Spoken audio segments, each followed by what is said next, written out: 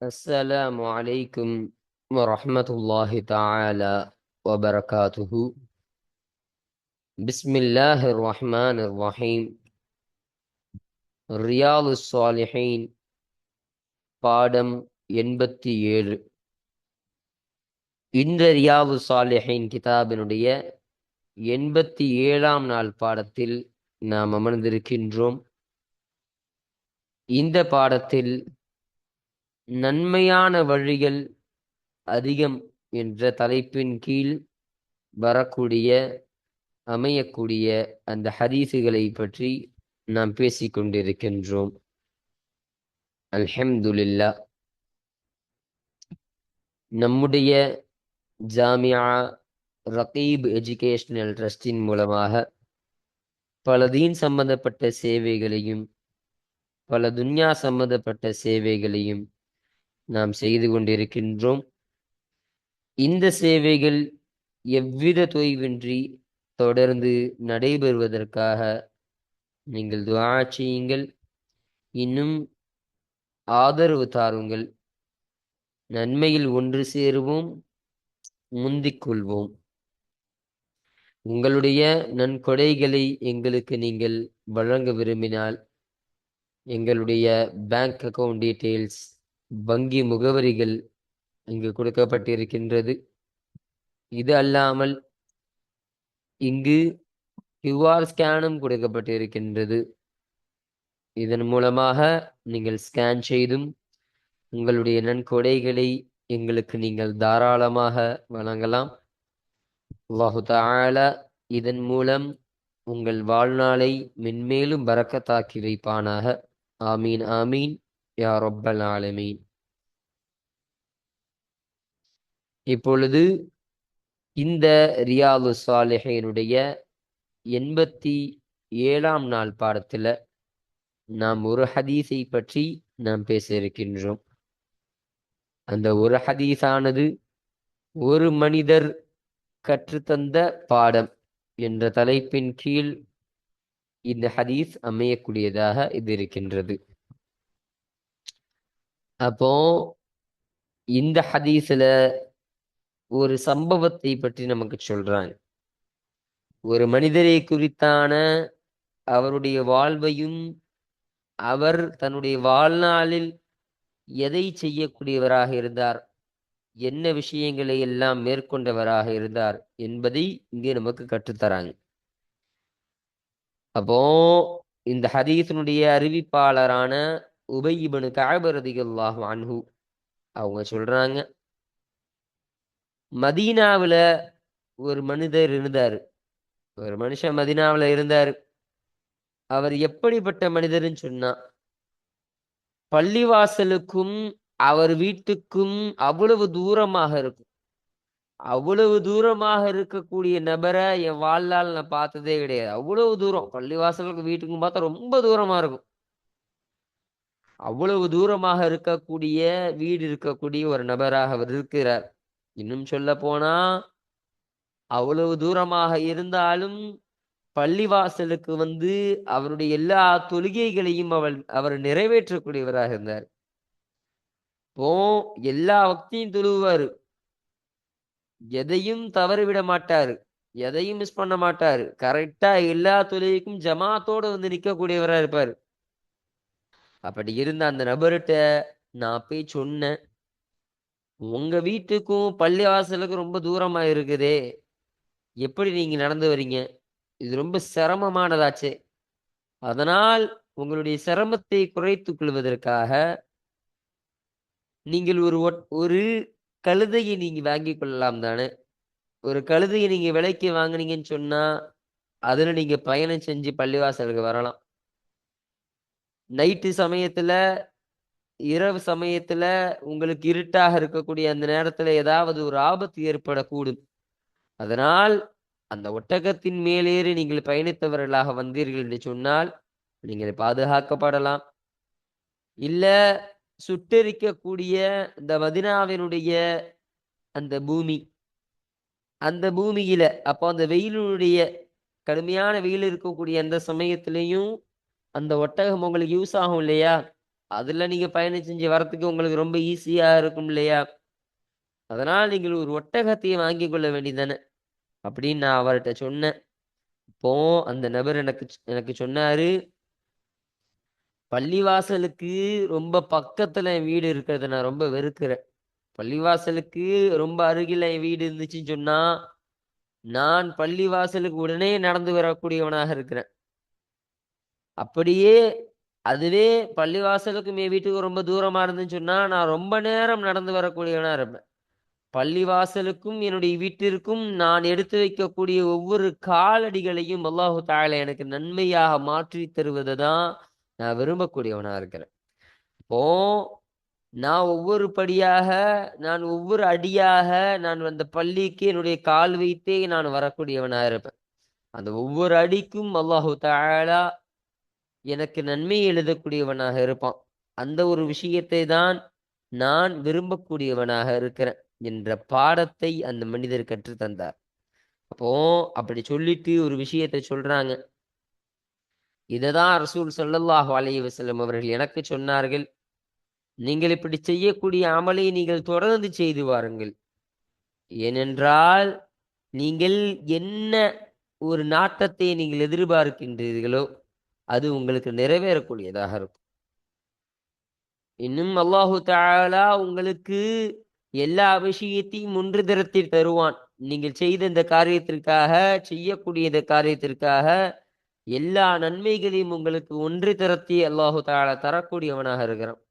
அதனால் நீங்கள் இதை செய்து வாருங்கள் என்று கண்மணி நாயகம் ரசூலுல்லாஹி ஸல்லல்லாஹு அலைஹி வஸல்லம் அன்னவர்கள் எனக்கு சொன்னார்கள் என்ற இந்த செய்தியையும் அந்த மனிதர் உபய் இப்னு கஅப் ரலியல்லாஹு அன்ஹு அன்னவர்களுக்கு சொன்னார்கள். அப்போ இந்த சம்பவத்தை தான் இந்த ஹதீஸ்ல நம்ம பார்க்க இருக்கிறோம். அப்போ அந்த மனிதர் ஒரு பாடத்தை கத்து தந்தாங்களா இல்லையா?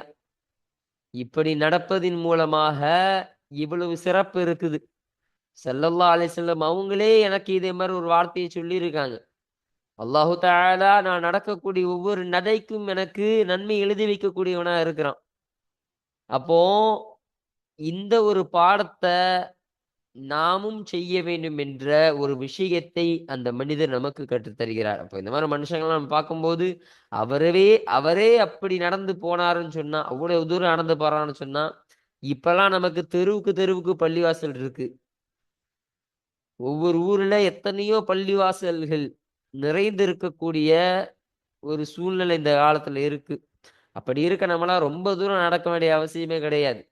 இப்படி இந்த பள்ளிவாசலுக்கு போறோம்னு சொன்னா வண்டியெல்லாம் விட்டுட்டு, பைக்கெல்லாம் விட்டுட்டு நடந்து செல்லக்கூடியவர்களா நம்ம இருக்கணும். நடந்து போறது மூலமாக நன்மைகளை அது பெற்றுத்தரக்கூடும் என்ற ஒரு பாடத்தை அவர் கற்றுத்தந்ததின் காரணமாக தான் ஒரு மனிதர் கற்றுத்தந்த பாடம் என்ற தலைப்பின் கீழ் இந்த ஹதீஸை நாம் அமைத்திருக்கின்றோம். அப்போ இன்றைய பாடத்துல இந்த ஒரு ஹதீஸை பற்றி மட்டும்தான் இன்றைய பாடத்தில் நாம் பேச இருக்கின்றோம். அல்ஹம்துலில்லாஹ். இப்போ நம்ம கிதாபை பார்ப்போம். 137வது ஹதீஸ். இந்த ரியாது ஸாலிஹீன் கிதாபில் பதிவு செய்யப்படக்கூடிய அந்த ஹதீஸுகளினுடைய அந்த வரிசை பிரகாரம் இது 137வது ஹதீஸாக இது இருக்கு. அல் ஹாதி வல் அஷ்ரூன், இன்னும் இது 21வது ஹதீஸாக இந்த ஹதீஸானது அமையக்கூடியதாக இருக்கு. அப்போ இந்த நன்மையான வழிகள் அதிகம் என்ற தலைப்பின் கீழ் பதிவு செய்யப்படக்கூடிய வரக்கூடிய அந்த ஹதீஸ்களுடைய வரிசையின் பிரகாரம் இது 21வது ஹதீஸ் என்பதையும் இங்கு தெளிவுபடுத்துறாங்க. அப்போ இந்த ஹதீஸானது யாரை தொட்டும் அறிவிக்கப்படக்கூடிய ஹதீஸாக இருக்கின்றது என்பதை பார்க்கும் பொழுது அன் அபில் முந்திர் உபய் இப்னு கஅப் ரலியல்லாஹு அன்ஹு அவர்களை தொட்டும். அப்போ முந்திர் என்பவருடைய தந்தையான உபய் இப்னு கஅப் என்பவருடைய மகனான உபய் ரலியல்லாஹு அன்ஹு அவர்களை தொட்டும் அறிவிக்கப்படக்கூடிய ஹதீஸாக இது இருக்கின்றது என்பதை சொல்றாங்க. ரலியல்லாஹு அன்ஹு அவர்களை தொட்டும் அல்லாஹு தஆலா பொருந்திக் கொள்வானாக. கால அவர்கள் சொன்னார்கள், கான ரஜுலுன் ஒரு மனிதர் ஆகியிருந்தார், லா அஅலமு ரஜுலன் ஒரு மனிதரையும் நான் அறிய மாட்டேன், அபஅத மினல் மஸ்ஜிதி மின்ஹு, அந்த இந்த ஹூவுடைய லமீரு இந்த மனிதரை பார்த்த போது, ஒரு மனுஷன் ஆகியிருந்தாரா இல்லையா, அந்த மனிதரை பார்த்து இந்த ஹூ போகுது. அவரை விட மஸ்ஜிதை விட்டும் மிக தூரமான எவரையும் நான் அறிய மாட்டேன். அப்போ ஒரு மனுஷர் இருந்தாரு. அவரு எப்படிப்பட்டவர்னு சொன்னா, நான் எந்த ஒரு மனிதனும் அறிந்தது கிடையாது. எப்படி பள்ளியில இருந்து அவ்வளவு தூரமான ஒரு இடத்துல இருக்கக்கூடிய ஒரு மனிதரை நான் பார்த்ததே கிடையாது. அப்போ அந்த காலத்துலலாம் பள்ளிக்கு அருகாமையிலே தன்னுடைய வீட்டை அமைச்சு கொள்வாங்களாம். ரொம்பலாம் தள்ளி போக மாட்டாங்க. ரொம்ப ஒரு மைல் தூரம், அந்த அளவிற்கு ஒரு 1 கிலோமீட்டர், ஒரு 2 கிலோமீட்டர் அதுக்குள்ளதான் இருப்பாங்க. ரொம்ப தூரமாகலாம் அந்த பள்ளியை விட்டு அவங்க விளங்கிட மாட்டாங்க. அப்போ அந்த பள்ளியை சுத்தியே இருக்கக்கூடியவர்களாக வாழக்கூடியவர்கள் தான் அந்த சஹாபாக்கள்லாம். அப்போ அப்படி இருக்கக்கூடியத ஒருவர் தான் எனக்கு தெரியும். இப்படி பள்ளியிலிருந்து இவ்வளவு தூரமா வாழக்கூடிய ஒருத்தவரை எனக்கு இப்படி தெரியவே தெரியாது. நான் அந்த நபரை மட்டும்தான் பார்த்தேன், பள்ளியிலிருந்து இவ்வளவு தூரமான நபராக அப்படின்னு சொல்லிட்டு சொல்றாங்க. வக்கான, இன்னும் அவர்கள் ஆகியிருந்தார்கள், லா துஹ்திஉஹு ஸலாத்துன், எந்த தொழுகையும் அவரை தவறிவிடாது அப்படின்னு என்ன சொல்றாங்க, அவர் எந்த ஒரு தொழுகையும் விடவும் மாட்டாரு. பள்ளியிலிருந்து ரொம்ப தூரமா இருக்கிறாரு, பள்ளிவாசலுக்கு வர கஷ்டம், பள்ளிவாசலுக்கு ஒவ்வொரு வக்துக்கும் வந்துட்டு போகணும்னா ரொம்ப டைம் ஆகும். அப்படி இருந்தாலும் அந்த நபரானவர் எந்த ஒரு தொழுகையும் விட்டது கிடையாது. அப்ப அவரிடமிருந்து எந்த ஒரு தொழுகையும் தப்பிராது. இந்த தொழுகை கலாவாயிருச்சு, சுபுஹ் தூங்குனதுனால கலாவாயிடுச்சு, அசர் வரது கொஞ்சம் லேட் ஆயிடுச்சு, இது போல காரணங்கள் அவர்கிட்ட இருந்து பார்க்கவே முடியாது. எல்லா தொழுகைக்கும் கரெக்டா இருப்பாங்க. எவ்வளவு தூரமாக இருந்தாலும், பள்ளியிலிருந்து அவர் வீடு எவ்வளவு தூரமாக இருந்தாலும், அந்த தொழுகை என்பதை கரெக்டாக சரியாக நிறைவேற்றக்கூடியவராக அவர் இருந்தார் என்பதை சொல்றாங்க. ஃபகீல லஹு, எனவே அவருக்கு சொல்லப்பட்டது, அவு அல்லது ஃபகுல்து லஹு, நான் அவருக்கு சொன்னேன். அப்போ ராவிக்கு ஷக்கு, நான் சொன்னேன் என்ற ஃபகுல்துலஹு என்ற வார்த்தை வந்துச்சா, இல்ல ஃபகீலஹு அவருக்கு சொல்லப்பட்டதா என்ற ஒரு சந்தேகம் ஏற்படுவதன் காரணமாக ரெண்டு விஷயத்தையும் சொல்றாங்க. இப்ப பாருங்க, அல்லது ஃபகுல்துலஹு, எனவே நான் அவருக்கு சொன்னேன், லவிஷ்தரைத்த ஹிமாரன் தர்கபுஹு, எதில் நீர் வாகனிப்பீரோ அந்த கழுதையை நீங்கள் வாங்கிக் கொண்டால், ஃபில் மாஇ, இருளான அந்த சமயத்தில், வஃபிர் ரம்வாஇ, இன்னும் சுடக்கூடிய சுட்டரிக்கக்கூடிய அந்த வெயிலுடைய சமயத்தில், வெயிலான அந்த பூமியில நீ அந்த ஒரு கழுதை நீ வாங்கி கொள்ளலாம் அல்லவா அப்படின்னு நான் சொன்னேன். இப்ப என்ன சொல்றாங்கன்னா, இவ்வளவு கஷ்டப்பட்டு பள்ளியிலிருந்து உங்க வீடு அவ்வளவு தூரமா இருக்கு, வரத்துக்கு ரொம்ப கஷ்டம், ஒவ்வொரு வக்தும் வரத்துக்குள்ள தொழுகையே மிஸ் ஆயிரும் போல தெரியுது, ஆனா நீங்க கரெக்டா வந்துடுறீங்க, அதனால நீங்க ஒரு கழுதையை நீங்க வாங்கி கொள்ளலாம்ல, அந்த கழுதையை நீ வாங்கி கொண்டீங்கன்னு சொன்னா அதுல இருந்து நீங்க பயணம் செஞ்சு வரலாம், பள்ளியை கொஞ்சம் சீக்கிரம் அடையலாம், உங்களுக்கு கால் வலி இருக்காது, எந்த ஒரு வேதனையும் இல்லாமல் லேசாகி விடும் அல்லவா. சொன்னாங்க. இருளான சமயத்துல, இருளான சமயம்னா நைட் நேரத்துல தனியா நடந்து வருது பாதுகாப்பு இல்லாத விஷயம் அல்லவா, என்ன வேணா நடக்கலாம். இப்ப வழிபறிகள்லாம் இருக்கக்கூடிய, நிறைந்து இருக்கக்கூடிய அந்த காலம். அப்ப வழிபறிகள் மூலமாக நீங்கள் ஏதாவது ஒரு தவறுகள் ஏற்படலாம். அதனால நீங்க இருளான சமயத்துல ராத்திரியில உங்களுக்கு அந்த கழுதையின் மூலமாக நீங்க பயணித்து வர்றதுக்கு தேவைப்படும். ரம்லா, இன்னும் சுடும் வெயிலிலையும் உங்களுக்கு தேவைப்படும். சுட்டரிக்கக்கூடிய வெயில்ல நீங்க எப்படி அதுல உங்க பாதத்தை வைத்து அந்த அந்த மண்ணில் உங்கள் பாதத்தை வைத்து எப்படி நீங்கள் நடந்து வர முடியும்.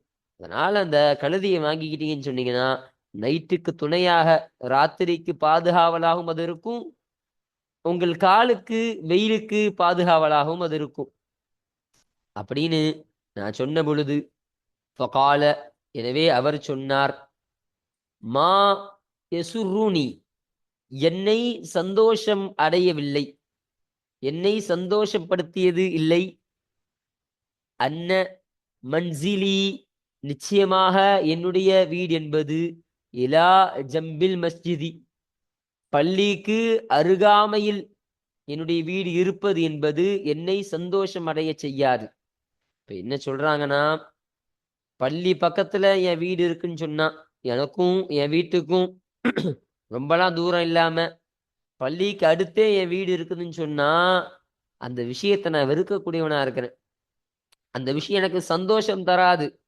சந்தோஷத்தை அது எனக்கு தரக்கூடியதாக இல்லை. அதனால் நான் அதை வெறுக்கக்கூடியவனா இருக்கிறேன் அப்படின்னு சொல்லிட்டு சொல்றாரு, இன்னி நிச்சயமாக நானாகிறவன், புரிது நான் நாடுகிறேன், ஐயுக்தபலி எனக்கு எழுதப்படுவதை நாடுகிறேன், மம்ஷாய இலல் மஸ்ஜிதி அந்த பள்ளிவாசலின் பக்கம் என்னுடைய என்னுடைய நடைகள், என்னுடைய அந்த கால் நடைகள் எனக்கு எழுதப்படுவதை நான் நாடுறேன். அப்போ அந்த பள்ளியாசல் பக்கம் நான் நடந்து செல்றேனா இல்லையா, என்னுடைய கால் கொண்டு என்னுடைய பாதம் கொண்டு அந்த பள்ளிக்கு ஒவ்வொரு எட்டாக வைத்து நான் செல்கிறேன் அல்லவா, அந்த செல்லக்கூடிய என்னுடைய அந்த பாதம், செல்லக்கூடிய என்னுடைய நடை என்பது எனக்கு எழுதப்படுறத நான் விரும்புறேன், நன்மையாக எழுதப்படுறத.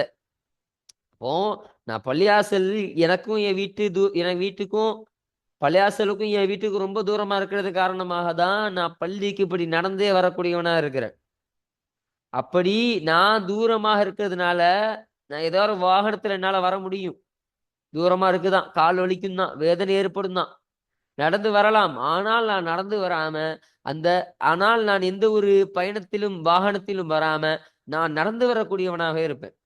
அப்போ நான் அந்த பள்ளியின் பக்கம் நடந்து வரக்கூடியவனாக இருக்கிறேன். அப்போ அந்த நடையை அல்லாஹு தாலா எனக்கு நன்மையாக புரட்டி தருவான்.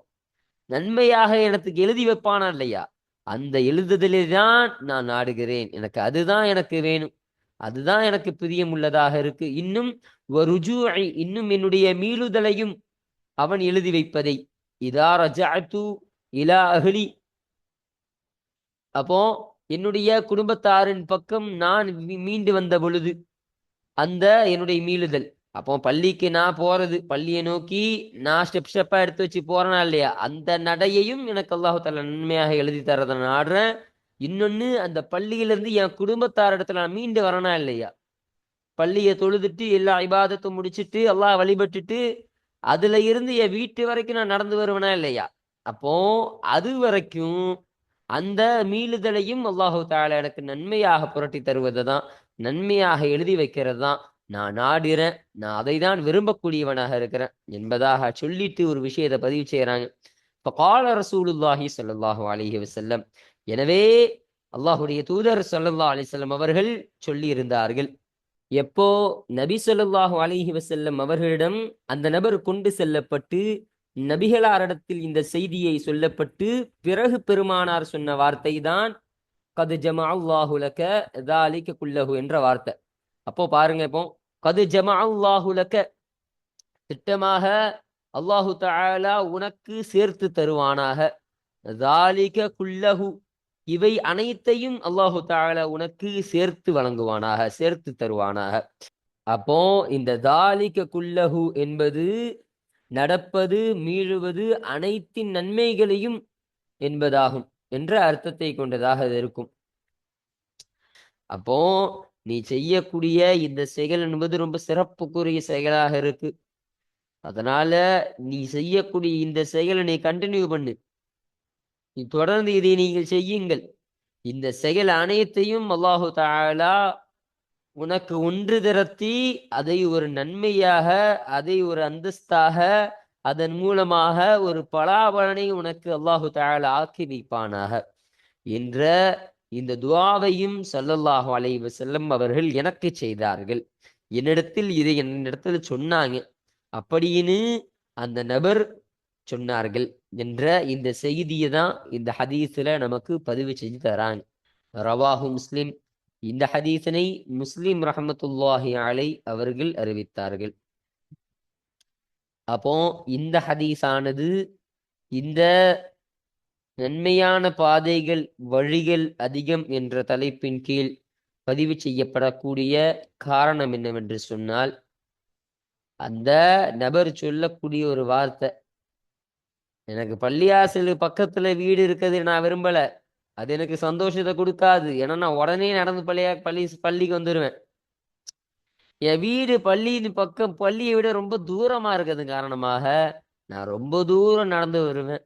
என்னுடைய கால் அடிகளால், கால் எட்டுகளால் அதிகமான எட்டை வைத்து அந்த பள்ளியை நோக்கி நான் வரக்கூடியவனாக இருக்கிறேன். அதன் மூலமாக அது என்னுடைய நன்மையாக எழுதப்படுவதை தான் நான் விரும்புறேன் என்று அந்த மனிதர் ஒரு விஷயத்தை கற்றுத்தந்தாங்கள் இல்லையா? அப்போ அந்த மனிதர் கற்றுத்தந்த ஒரு பாடம் என்னது? பள்ளியின் மூலம், பள்ளியின் பக்கம் நடந்து செல்வதன் மூலமாக நன்மைகள் எழுதப்படும். அல்லாஹு தஆலா உனக்கு எல்லா வளத்தையும் தருவான் என்று ஸல்லல்லாஹு அலைஹி வஸல்லம் எனக்கு துவா செஞ்சிருக்கிறாங்க. அப்போ இது எனக்கு மட்டும் கிடையாது, இப்படி பள்ளியை நோக்கி நடக்கக்கூடிய எல்லோருக்கும் சேர்த்துதான் ஸல்லல்லாஹு அலைஹி வஸல்லம் அவர்கள் இந்த துவா செஞ்சாங்க. அப்ப இது ஒரு மிகப்பெரிய ஒரு அமலா இல்லையா? ஒரு நல்ல காரியமா இல்லையா? பள்ளியின் பக்கம் தன்னுடைய கால் கொண்டு நடந்து செல்றது, பைக்கில் போகாம கார்ல போகாம கால் வலிக்க வலிக்க அல்லாஹை நோக்கி போவது, அல்லாஹுடைய இல்லத்தை நோக்கி போகிறது என்பது ரொம்ப ஒரு முக்கியமாக ஒரு நன்மையை அதிகம் வழங்கி தரக்கூடிய ஒரு நன்மையாக இது இருக்கு. அப்போ அப்படி இருக்க இந்த செயலை தான் இதன் மூலமாக நமக்கு உணர்த்தி காட்டுறாங்க. இந்த பாடத்துல என்ன நன்மையான வழிகள் அதிகம் தானே சொல்றாங்க. அப்போ இதுவும் ஒரு நன்மையான வழி. நன்மையை ஈஸியாக பெற்றுக்கொள்வதற்கு, எளிதாக அடைந்து கொள்வதற்கு ஒரு வழியாக இதுவும் அமையும் என்ற இந்த செய்தியை மக்களுக்கு அந்த நபர் படித்து கொடுத்தார், கற்றுத்தந்தாரா இல்லையா? அதன் காரணமாக தான், அந்த கருத்து இங்கு உள்ளடக்கியதன் காரணமாக தான் இந்த ஹதீஸானது இந்த நன்மைகளின் பாதைகள் அதிகம் என்ற தலைப்பின் கீழ் இந்த ஹதீஸானது அமையக்கூடியதாக இது இருக்கின்றது. இன்னும் நாம் மேலேயே சொல்லப்பட்ட மாதிரி அந்த மனிதர் கற்றுத்தந்த பாடம் என்ற தலைப்பின் கீழேயும் இந்த ஹதீஸானது அமையக்கூடியதாக இருக்கின்றது. இப்போ இந்த ஹதீஸினுடைய அசல் ரிவாயத்தை நம்ம பார்த்தாச்சு, அசல் அறிவிப்பை நம்ம பார்த்தாச்சு. இப்போ மற்றொரு ரிவாயத்துல உள்ள, மற்றொரு அறிவிப்பில் உள்ள செய்தியை நமக்கு சொல்லித்தராங்க பாருங்க.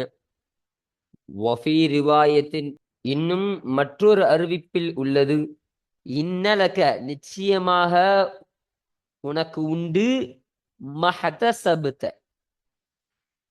நீங்கள், நீ எதை நீ நன்மையை எதிர்பார்த்து கொண்டிருக்கின்றாயோ, எந்த ஒன்றை நீ நன்மை எதிர்பார்த்து கொண்டிருக்கின்றாயோ அந்த ஒன்றானது உனக்கு உண்டு, அதற்கான கூலி உனக்கு இருக்கு. நீ எதை எதிர்பார்த்து இதை செய்கிறாயோ, அல்லாஹு தஆலா நன்மை எனக்கு எழுதி வைப்பான் அப்படி நினைச்சானே செய்கிற, அப்போ அப்படி நினைக்கக்கூடிய அந்த செயல் உனக்கு தரக்கூடியதாக இருக்கும். அல்லாஹு தஆலா தரக்கூடியவனாக இருக்கிறான். அப்போ நீ எந்த ஒரு நன்மையை எதிர்பார்த்திருந்தாயோ அந்த ஒன்று உனக்குரியது என்பதை ஸல்லல்லாஹு அலைஹி வஸல்லம் அன்னவர்கள் இந்த ரிவாயத்துல, இந்த அறிவிப்புல சொல்றாங்க. அடுத்தபடியாக இங்க ரம்லா, ரம்லான்னு ஒரு வார்த்தை போட்டாங்களே இல்லையா? மேல சொன்னாங்க ஒஃபிர் ரம்லா இனு. அப்போ இந்த ரம்லாக்கான வார்த்தைக்கான அர்த்தத்தை நமக்கு போடுறாங்க. அல் அருளு ஒரு பூமி, அல்லத்தி அது எத்தகையது என்று சொன்னால், அசாபஹல் ஹர்ரு ஷதீது கடுமையான சூடு என்பது அந்த பூமியை அடைந்துள்ளதே அப்படிப்பட்ட பூமியாக இருக்கு. அப்போ கடுமையாக சூடு உள்ள ஒரு விஷயம், இப்போ கடுமையான சூடு என்பது அது பூமி அடையினா என்ன, வெயில் கடுமையாக சுட்டரிக்கக்கூடிய ஒரு வெயிலுடைய சமயத்துல நீங்க அந்த நீங்க அந்த கழுதையின் மூலமாக நீங்கள் பயணிக்க கூடும் என்பதை அவர்கள் சொல்லி காட்டினார்கள். அப்போ இந்த விஷயத்தை தான் இந்த ரிவாயத்தின் மூலமாக நமக்கு சொல்ல வருகிறார்கள். அப்போ இன்றைய பாடத்துல இந்த 137வது ஹதீஸை நாம் பார்த்து நிறைவு செஞ்சாச்சு. அல்ஹம்துலில்லாஹ்.